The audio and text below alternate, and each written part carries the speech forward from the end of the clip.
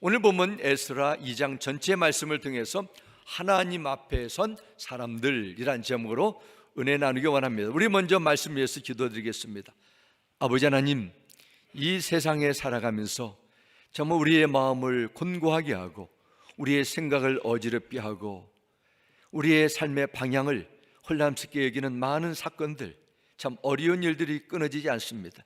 온 세계 기근과 전쟁과 많은 재난들이 엄습하는 이 세상에서 우리를 살리는 것은 진리인 줄 믿습니다. 하나님의 말씀이 내 인생의 내 삶의 기준이 되기를 원합니다. 성령님 도와주시고 말씀을 믿고 이해하고 순종할 수 있는 믿음도 더불어 부어주옵소서. 예수님의 이름으로 기도드렸습니다. 아멘. 우리 함께 옆에 있는 분과 인사하겠습니다. 주님의 이름으로 축복합니다. 주님의 이름으로 사랑합니다. 아멘.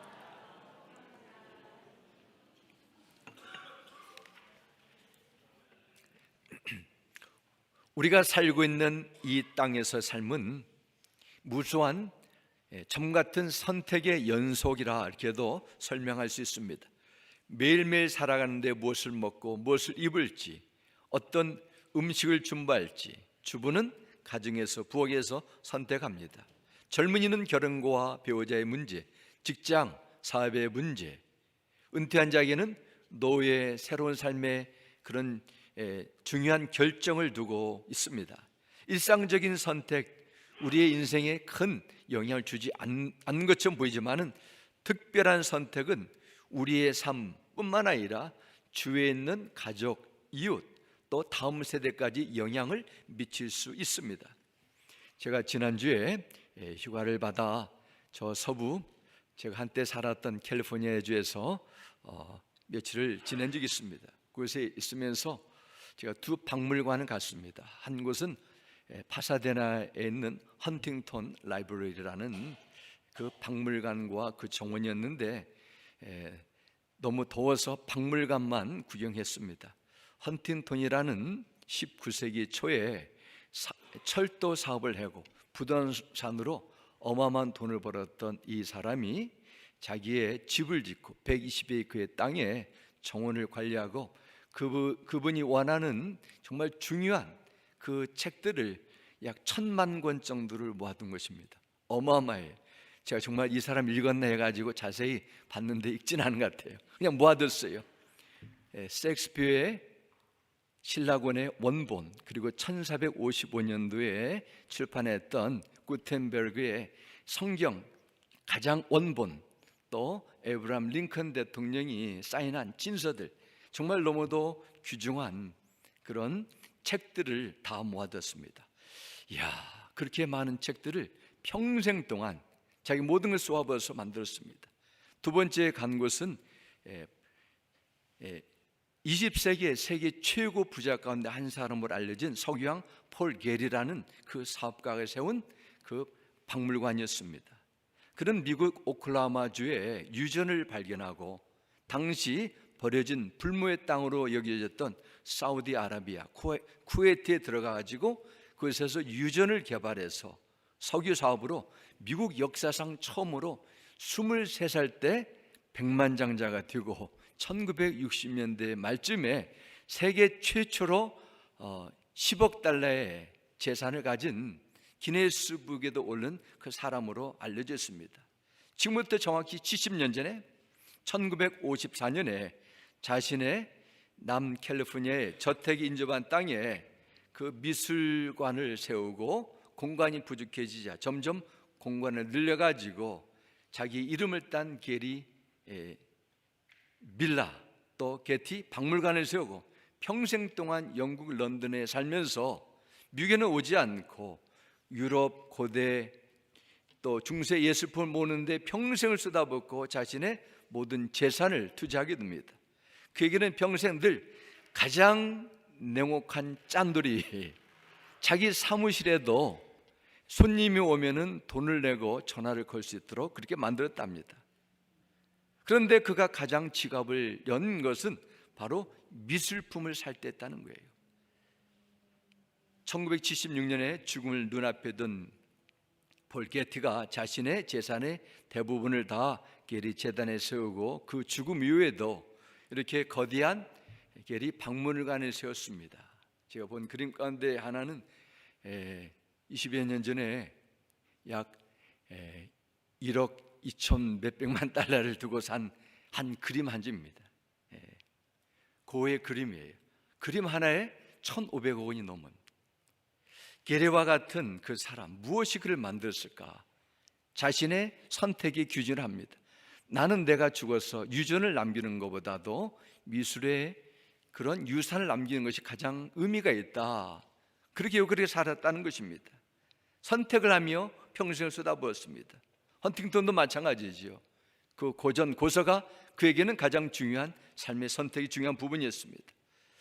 이처럼 있는 자들도, 세상의 모든 것을 누리고 소유한 자들도 자기 선택 위에서 자기 삶을 운영하고 생을 마치게 됩니다. 오늘날 우리 그리스도인들, 우리 주의 백성들은 지혜로운 선택을 해야 됩니다. 참된 분별을 가져야 됩니다. 저는 그것을 보면서 만약 이분들이 예수를 믿고 하나님의 나라의 꿈을 가지고 살았다면 이 많은 하나님께서 맡겨진 이 불을 가지고 어떤 선택을 하게 되고 그 후에 어떤 결과가 하나님의 나라의 열매를 나타나게 됐을까, 그런 개인적인 그런 추측을 하며 돌아왔습니다. 오늘 영적 이스라엘 백성들, 그리스도인들이 하나님의 백성으로서 하나님 앞에 합당한 믿음의 선택을 하셔야 됩니다. 그러기 위해서 선택이 얼마나 중요한가를 인식할 뿐만 아니라 이 기준을 가지고 선택을 해야만 알아야 되는지, 그런 중요한 믿음이 필요합니다. 오늘 본문 에스라 2장은 이스라엘 백성들이 바벨론 포로 생활을 마치고 고향 땅으로 돌아와 예루살렘과 하나님의 성전을 다시 건축하기로 결정한 사람들의 가문과 이름과 숫자들에 대해서 알려주고 있습니다. 오늘 본문 말씀을 통해서 우리가 여기에 집중할 부분 가운데 하나는 과거 이스라엘 백성들의 보여준 믿음의 결단과 선택이 우리 그리스도인들의 영적인 이스라엘 백성들의 믿음의 선택이 되어야 된다는 것입니다. 그러기 위해서 중요한 두 부분을 나누겠습니다. 첫 번째는 우리는 영적인 정체성을 가져야 됩니다. 영적인 정체성을 가져야 돼요. 바벨론 제국을 통치하는 느부갓네살 왕이 이스라엘 정복한 후에 그 사람들을 포로로 끌고 왔습니다. 그때부터 70년 세월이 지났으니까 포로로 끌려간 1세대 사람들은 거의 다 세상을 떠났습니다. 그런데 하나님께서 페르시아 왕 고레스를 통해 그들이 고향에 돌아갈 수 있는 이 엄청난 은혜를 주셨습니다. 몸만 자유를 얻은 것이 아니라 금과 은, 값진 보배를 원하는 대로 받아서 말과 나귀를 타고 고국으로 돌아왔습니다. 이것은 성령께서 주시는 감동이었고 하나님이 주신 놀라운 약속의 생생한 응답의 증거였습니다. 예루살렘으로 드디어 돌아온 귀환자들 이끌고 돌아온 사람들의 이름과 숫자가 2장 62절에 걸쳐서 계속 나오게 됩니다.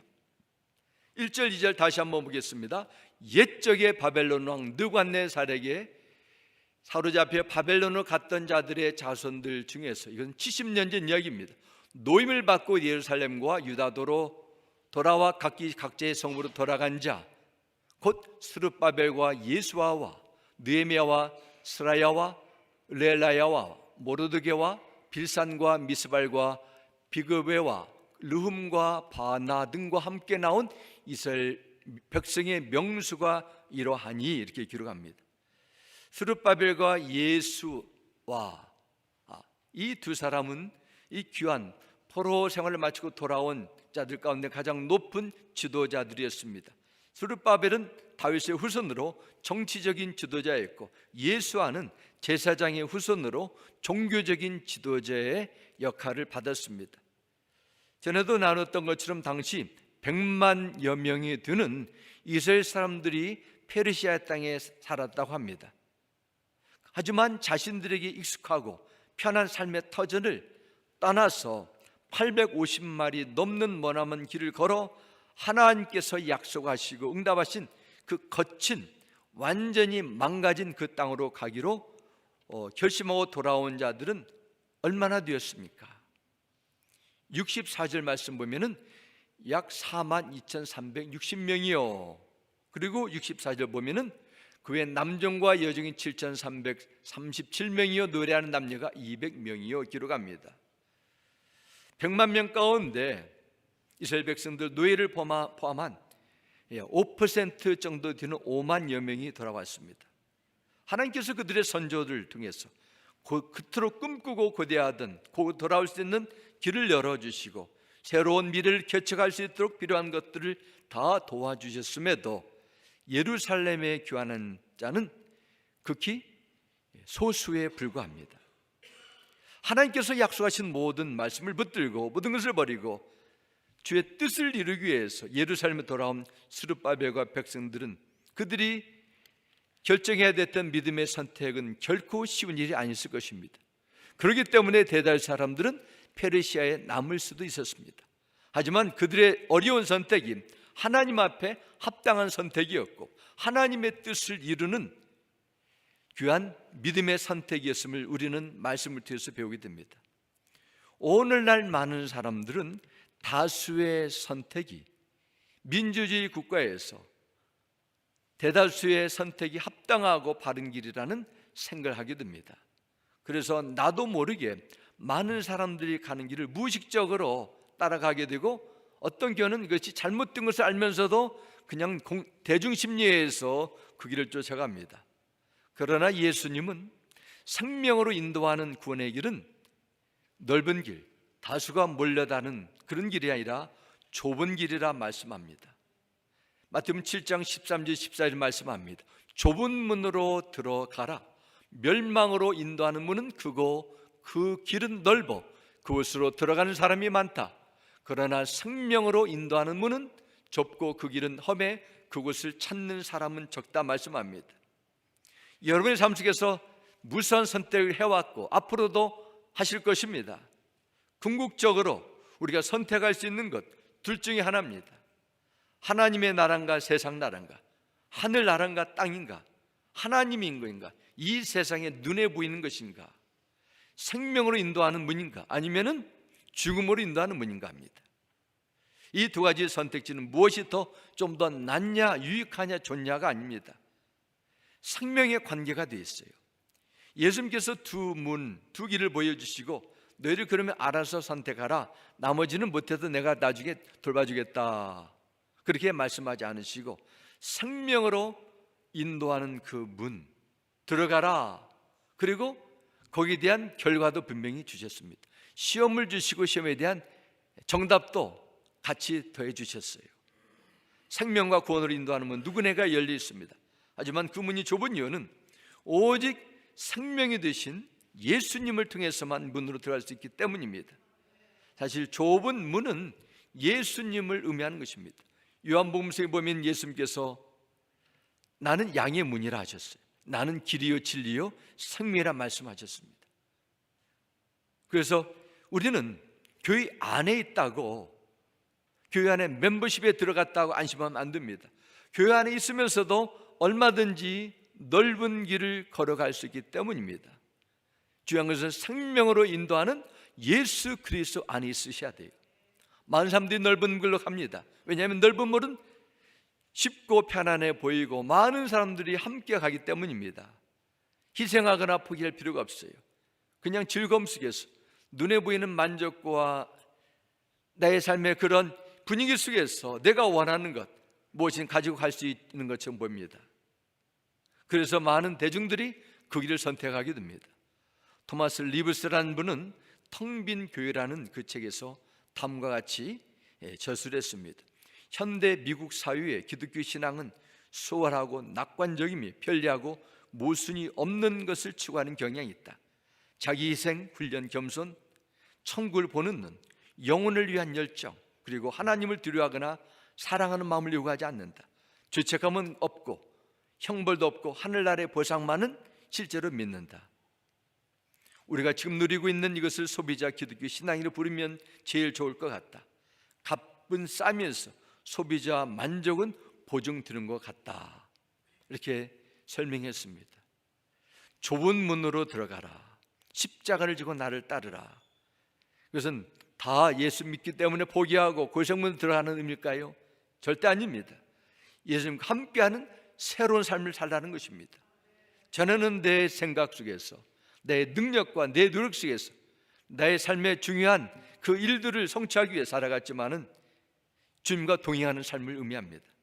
예수님은 우리가 좁은 길을 걸어갈 때 그냥 걸어봐라, 멀리서 지켜보시지 않고 우리의 선한 목자가 되어주셔서 우리와 늘 함께 하시겠다고 약속하셨습니다. 수많은 사람들이 그 넓은 길로 가지만은 아무도 어디로 갈지, 그 길의 끝이 어떤 결과가 나올지, 누가 기도를 기다려줄지, 누가 인도해 주는지 알지 못하고 그냥 살아갑니다. 이것은 마치 유람선을 타고 유람선에 있는 모든 음식과 음료수를 먹고 마시면서 넓은 바다를 항해하면서 최고의 1등석에서 즐기고 있는데 그 유람선에 선장이 없어요. 그 배에 탔다고 가정해 보시기 바랍니다. 그 자체가 두려움과 공포입니다. 어디로 가야 될지, 어디에 그 여행의 마지막이 이룰지 장담할 수 없기 때문입니다. 넓은 문과 넓은 길은 편하고 즐겁게 보입니다. 포기할 필요가 없어요. 육신의 즐거움 포기하지 않아도 괜찮습니다. 내가 원하는 것 무엇이든지 가져갈 수 있어요. 여기에 문제가 있어요. 이것이 무한정되지 않고 목적지가 어디고 무엇이 기다리고 있는지를 알려줄 인도자가 없다는 것입니다. 여러분, 왜 이 세상에 살아요? 왜 우리가 미국에서 열심히 정말 이민생활, 보이는 보이지 않는 장벽과 어려움을 감당하면서 살아가고 있습니까? 왜 공부를 하고 직장 사업을 하시고 재테크를 하십니까? 지금 여러분이 걷고 있는 그 길 그대로 내달려서 노후의 몇십 년을 위해 살아갑니까? 아닙니다. 그 끝에는 죽음이라는 것이 반드시 찾아오게 됐어요. 한 번 죽는 것은 모든 사람에게 정하신 것입니다. 죽음이 끝이 아닙니다. 하나님 앞에 우리의 영혼이 서게 될 날이 있습니다. 영혼의 때가 기다리고 있어요. 죽음이 어떻게 될 것인지 우리는 알고 있습니까? 이 대답을 모르신다면 여러분의 인생의 길을 지금 놓치고 있는 거예요. 생명으로 인도하는 문을 따라가지 않는 것입니다. 시편 23편에 다윗은 이렇게 고백합니다. 여호와는 나의 목자시니 내게 부족함이 없으리로다. 내가 사망의 음침한 골짜기로 다닐지라도 해를 두려워하지 않을 것은 주께서 나와 함께 하심이라 말씀합니다. 내 평생의 선하심과 인자하심이 반드시 나를 따르리니 내가 여호와의 집에 영원히 살리로다. 아멘. 다윗이 걷는 길은 결코 넓은 좋은 꽃길이 아닙니다. 좁고 험한 길, 사망의 음침한 골짜기를 걷는 여정이었습니다. 그럼에도 불구하고 그는 안식과 기쁨과 승리를 찬양합니다. 그리고 그는 자신의 삶의 목적지가 어딘지 분명히 선포합니다. 내가 여호와의 집에 영원히 산다는 것입니다. 좁은 길은 겉으로 어려운 길처럼 보이지만 가장 쉬운 길입니다. 가장 안전한 길입니다. 미래에 가장 보장된 길입니다. 예수님께서 피해값을 지불하시고 우리에게 생명의 길을 닦아 놓아주시고 불러주시고 그 길 위에서 늘 우리의 선한 목자로 우리와 동행하시고 성령께서 구름과 불기운으로 인도해 주시기 때문입니다. 우리가 할 일은 좁은 길을 걷기 위해서 애쓰고 노력하는 그런 종교적인 수행이 아닙니다. 우리가 선택하는 것은 포기와 희생이 아니에요. 손해보는 것도 아닙니다. 영원한 생명으로 인도하는 예수님을 인격적으로 만나고 그분과 동행하는 줄 믿습니다.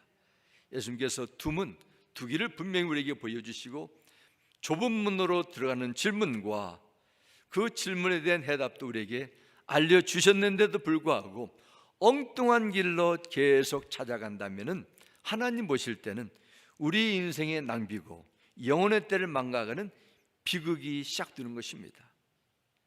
사랑하는 성도 여러분, 여러분은 지금 어떠한 선택을 하고 있습니까?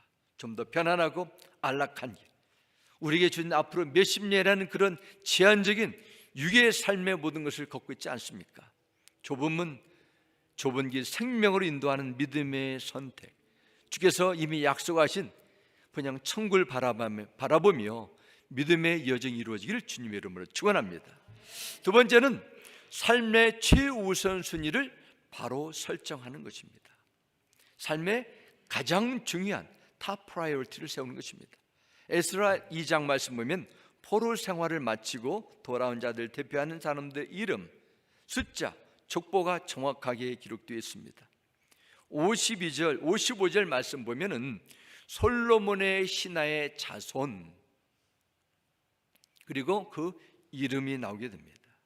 여기서 말하는 신하는 높은 고위 관리들을 의미하는 것이 아니라 성전에 잡일을 하는 그 종들의 자손을 의미합니다.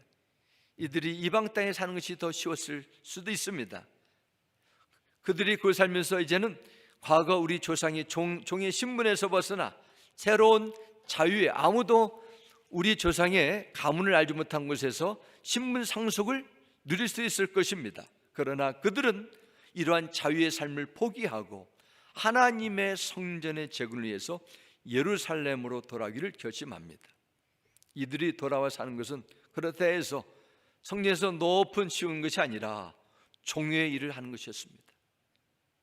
그럼에도 그들은 자신의 안정과 육신의 욕심을 채우기보다는 하나님의 성전에서 종으로 사는 그 믿음에 결단을 하게 됩니다. 그리고 오늘 58절을 보면은 흥미로운 내용이 이렇게 기록됩니다. 모든 느디빔 사람과 솔로몬의 신하의 자손이 392명이었더라 기록합니다. 느딤님 사람들은 구약의 기본 사람들의 자손입니다. 여호수아 시대, 여호수아를 보면은 기본 백성들이 이스라엘 백성들인 하나님께서 함께하고 하나님의 특별한 복과 은혜를 입은 것을 깨닫고 그들과 화친해서 죽음을 피하고 그 이스라엘 백성은 돌아온 유일한 이방 민족입니다. 그들은 이스라엘 백성들의 종이 되어서 평생을 하나님의 백성을 섬기는 일을 하게 됩니다. 이 중 일부는 다윗과 솔로몬이 성전을 위해 일하는 종으로 선택하고 또 제사장들에게 그 종의 일을 맡게 됩니다.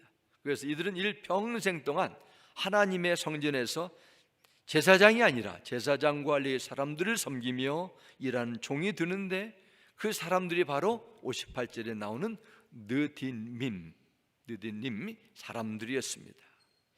여기서 보면 귀환자들을 대표하는 사람들의 이름, 숫자 정확히 기록된 것을 보면은 하나님의 관심을 볼 수 있습니다.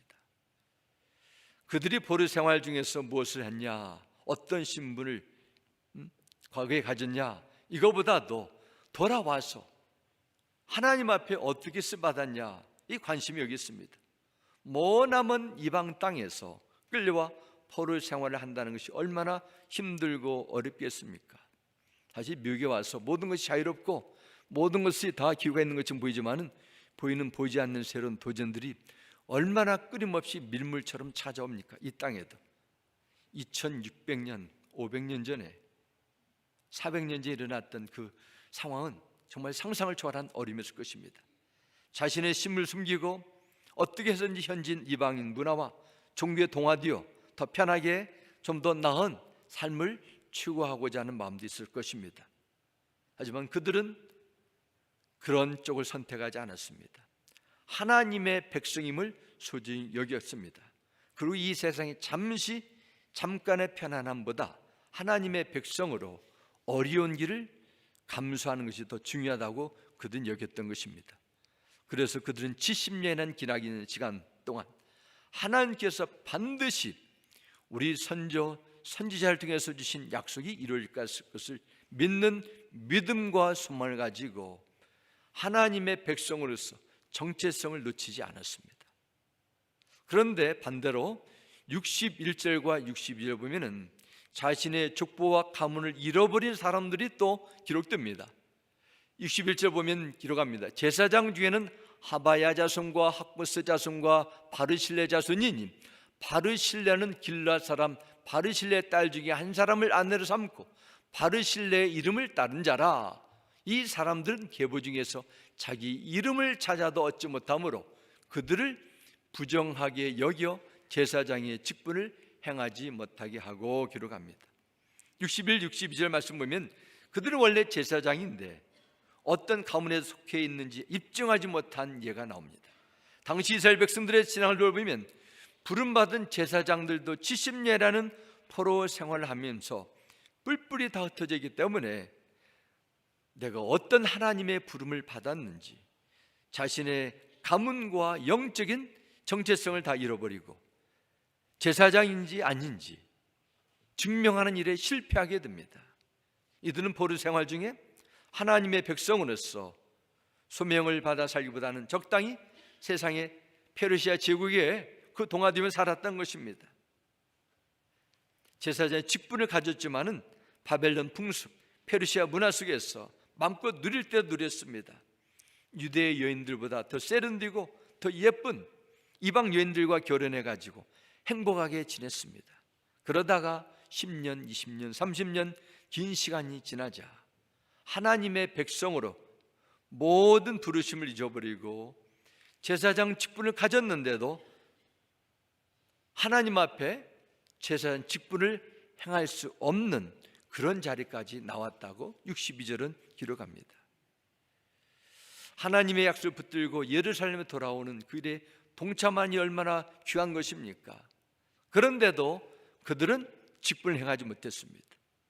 하나님께서 믿는 성도들에게 구원의 은혜를 주시고 말씀의 깨우침을 주시고 하나님의 영광을 위해서 소명을 위해서 섬길 수 있는 기회, 시간을 주시고 때를 주시지만은 이 모든 것이 하나님 앞에 귀하게 쓰임받는 것은 절대로 아니라는 사실을 우리는 말씀을 통해서 알게 됩니다. 귀한 대열에 서긴 섰는데 하나님의 영광스러운 일을 감당할 수 있는 일을 빼앗기게 됐다는 사실입니다. 이런 모습은 오늘을 사는 그리스도인들에게 매우 중요한 영적 교훈을 준다고 믿습니다. 오늘날 많은 그리스도인들이 영적인 정체성의 혼란을 가지고 살아가요. 그리스도의 부름을 받은 것을 믿으면서도 내 삶의 우선순위가 계속 혼란스러워 갑니다. 내가 참 성도인지 아니면은 불신자인지, 내가 남은 인생 속에서 이 세상을 위해서 살아가는 것인지, 나의 진정한 소망이 하늘에 있는 것인지, 남겨진 100세, 110세에 딱 묶여 있는 것인지 혼란스럽습니다. 저와 여러분, 우리 모두는 천국 백성이고 왕같은 제사장이고 주님의 제자임을 늘 잊지 않고 기억에 살아가기를 주의 이름으로 부탁드립니다. 그럴 때 우리는 어떤 부름의 자리 속에서도 하나님의 영광에서 쓰임받게 됩니다. 제가 지난주에 저 포트 와츠카라는 저 아리조나주에 있는 한 군 부대 지역에 세워진 교회를 방문하게 됐습니다. 거기에 미국 통신과 정부 부대가 있는 곳이었는데 두 자매의 짧은 간증을 제가 듣고 많은 도전을 받았습니다. 한 자매는 한국에서 사관학교를 나오고 여자인데요, 육군 장교를 한국 정부에서 보내서 교육을 받는 교육생인데 처음으로 그 시골에 세워진 교회에 오게 돼서 복음을 듣게 되고 예수를 믿게 되고 세례를 받게 되고 얼마 전에는 그런 지냈답니다. 목사님, 친교실에 가니까 부엌에 그릇들이 다 사라져 버렸습니다. 가져가고 안 가져온 것 같아요. 제가 교회 친교 모든 그릇을 다 사겠습니다. 그런 제안을 하고 교회 그릇을 다 이분이 바꾸는 이런 헌신의 아름다운 일을 하고 참 오늘 성도들이 즐거워하는 모습을 봤습니다. 이제 지금 몇 개월밖에 성도가 되지 않았는데도 그런 헌신과 주님의 교회를 위한 섬기고자 하는 그런 마음을 있다는 것이에요. 한 자매는 또 미국에서 태어났어요. 아버지도 미군으로 제대하고 이 딸도 아버지를 따라서 이제는 미군에 복무하게 되고 거기서 이제 3년 정도 교육을 받는 시간이었어요. 근데 이 그레이스라는 그레이스라는 자매가 와서 그런 전했다 합니다. 목사님, 제가 이곳으로 와서 교육을 받게 됐는데 이 교회에서 제가 할 일이 무엇입니까? 저를 사용하세요. 딱 그랬다는 거예요. 군인처럼인데, 여자 군인인데 아주 얼마나 그냥 당당하고 그래 나온대.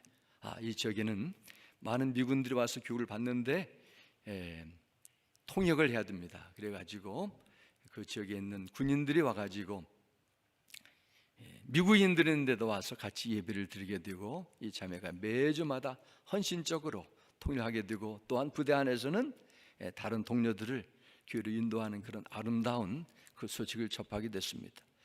물론 밖에서는 군인입니다. 그러나 하나님 나라에서 영적 군인으로 참 귀하게 쓰임받는 그 일들을 보면서 어떤 상황 속에서도 어느 곳에 부름 받았다 할지라도 하나님께서 맡긴 소명을 이렇게 감당하는 모습, 하나님 아버지께서 얼마나 기뻐하실까, 그런 생각하게 됐습니다. 오늘 본문에 나오는 아주 아름다운 이야기가 마지막 68절과 69절에 또 기록됩니다. 어떤 족장들이 예루살렘에 있는 여호와의 성전터에 이르러 하나님의 전을 그곳에 다시 건축하려고 예물을 기쁘게 드리되 힘 잘하는 대로 공사하는 금고에 드리니 금이 6만 천 디릭이요 은이 5천만에요 제사장의 옷이 100벌이었더라 기록합니다.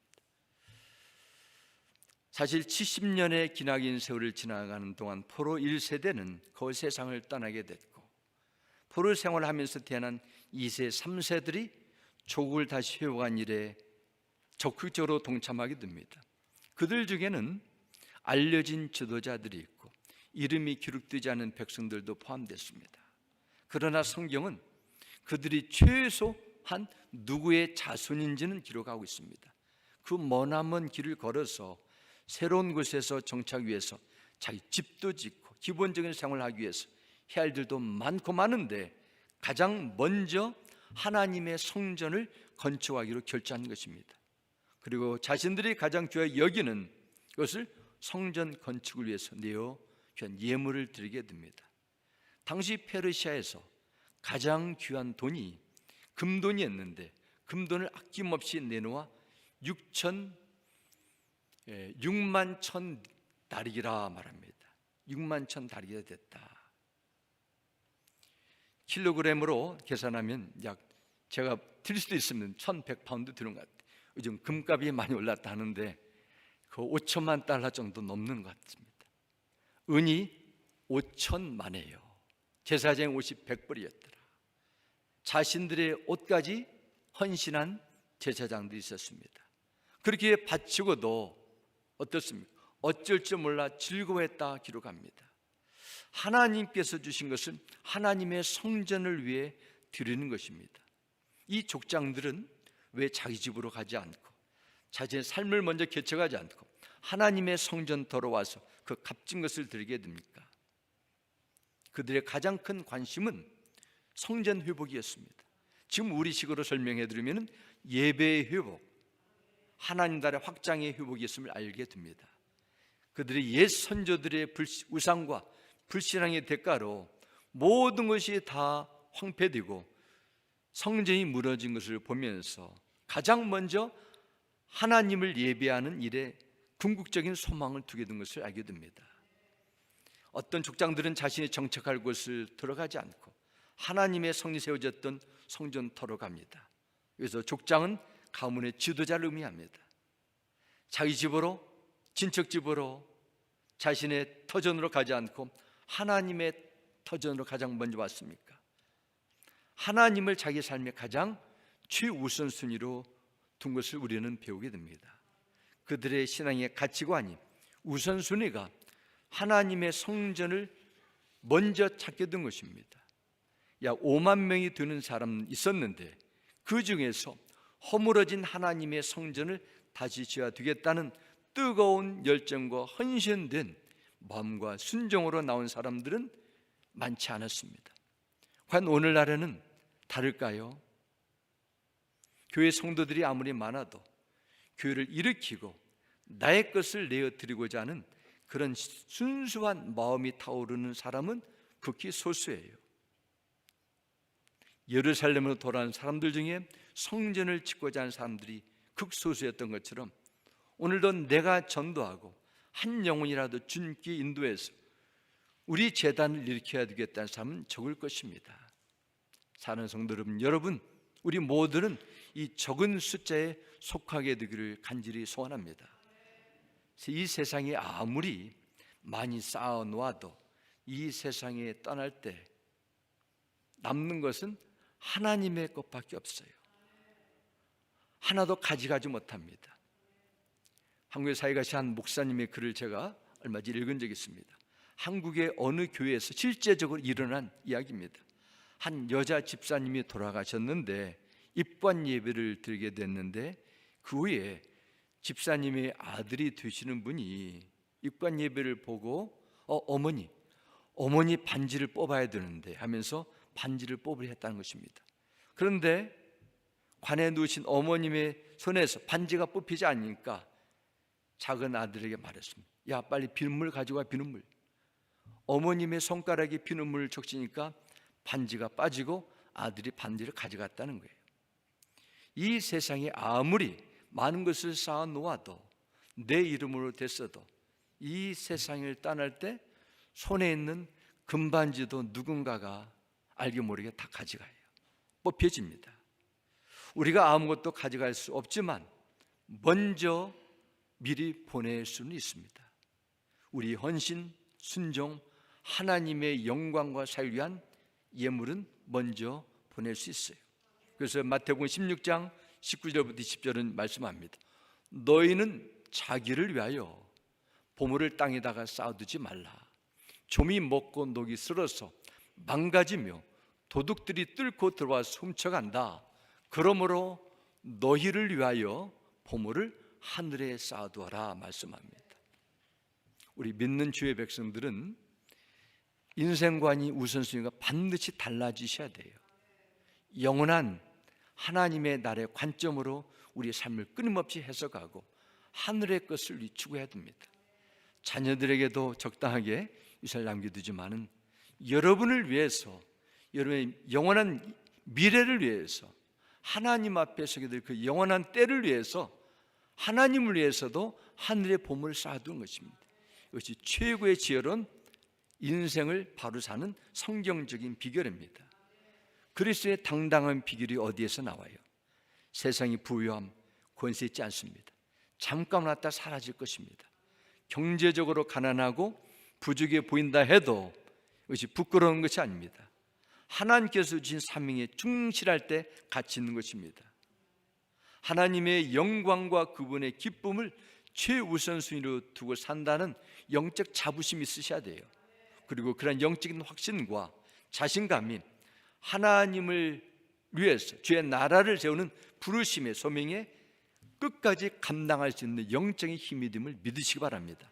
사랑하는 성도 여러분, 온 이 세상이 다 달라진다 해도, 온 세상 사람들이 마음이 변심한다 해도 여러분의 믿음만은 변치 않기를 바랍니다. 하나님께서 맡긴 사명 멈추지 마시고 주의 사랑은 날로 뜨거워지기를 바랍니다. 하늘의 소망은 더욱더 선명해지기 바랍니다. 이 놀란 하나님의 구원의 은혜와 신령한 복이 늘 여러분과 함께 하시고 여러분을 이끌어내시기를 주의 이름으로 축원합니다. 우리 함께 기도하겠습니다. 아버지 하나님, 오늘 주신 귀한 말씀 감사드립니다. 무수한 사람들이 하나님의 은혜를 받았지만 극소수의 사람만 은혜에 합당한 삶을 살았습니다. 우리에게 남겨진 인생 속에서 오직 하나님의 뜻과 주의 영광을 위해서 살아가도록 진리의 말씀으로, 소망으로, 믿음으로 충만케 하여 주옵소서. 예수님 이름으로 기도드렸습니다. 아멘.